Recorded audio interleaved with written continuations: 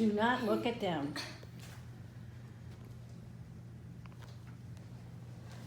I read a post recently in which a man stated that religious tolerance is not only impossible, but it is immoral.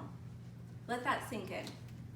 An act of hospitality, of general human decency, is immoral.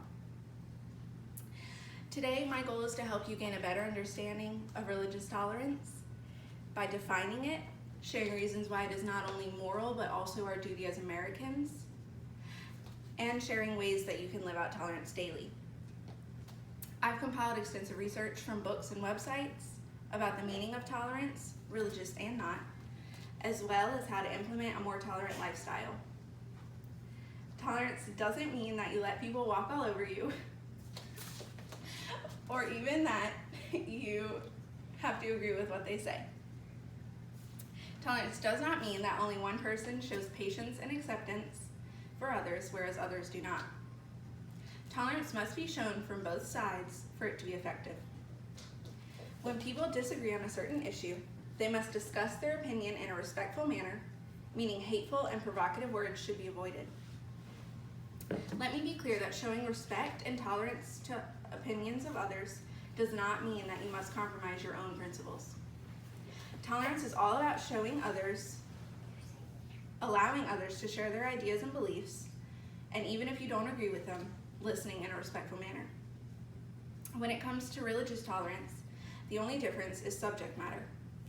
Religious tolerance involves interreligious interactions and maintaining a respectful listening ear, even when one disagrees with the other denomination. Religious tolerance includes all religions, even atheism, because we have the right to believe in anything, even if it's nothing at all. After discussing the definition of religious tolerance, let's talk about why it's our moral duty as Americans to practice such tolerance.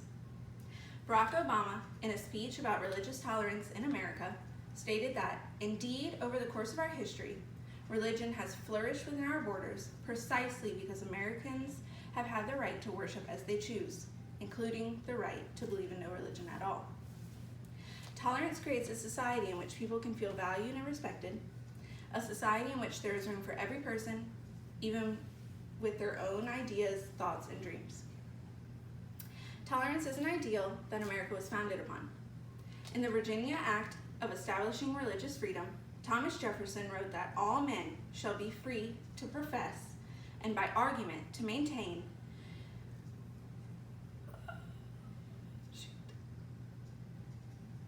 their opinions in matters of religion.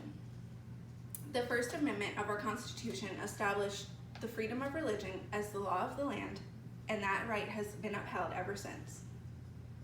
Harvard professor David Little, in a lecture called Rethinking Religious Tolerance, seems to claim that there is some kind of relationship between the repression of aggressive impulses and tolerance when he argues it is natural for us to punish people we do not agree with.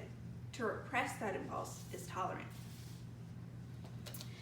In the case of tolerance, answers point to human qualities such as kindness, patience, courtesy, humility, self-control, courage, resilience, and respect. Intolerance points to human behaviors such as stereotyping, discrimination, avoidance, and religious conflict. It is our duty as Americans to live out lives of tolerance in a place founded due to religious intolerance in Europe.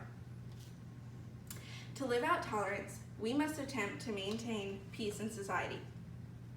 Tolerance and peace can help solve many problems, and wars are just one thing that can be stopped by inducing these qualities. To establish tolerance, one way is the removal of religious prejudice.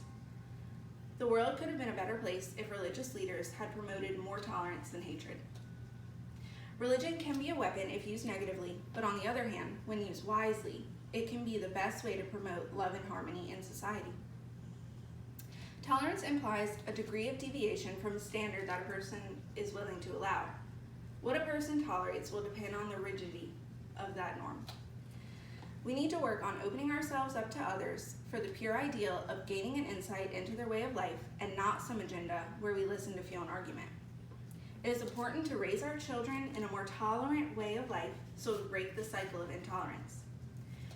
Even very young children should be taught that tolerance means respecting, accepting, appreciating, and sometimes even celebrating and embracing the rich variety of human differences. In conclusion, you should now have a better understanding of the definition of religious tolerance, reasons why it is not only moral but also our duty as Americans, and ways to live it out. This is America, and our commitment to religious freedom must be unshakable. Remember that tolerance is not a final product, but it is always a work in progress. Thank you. Yay, finally.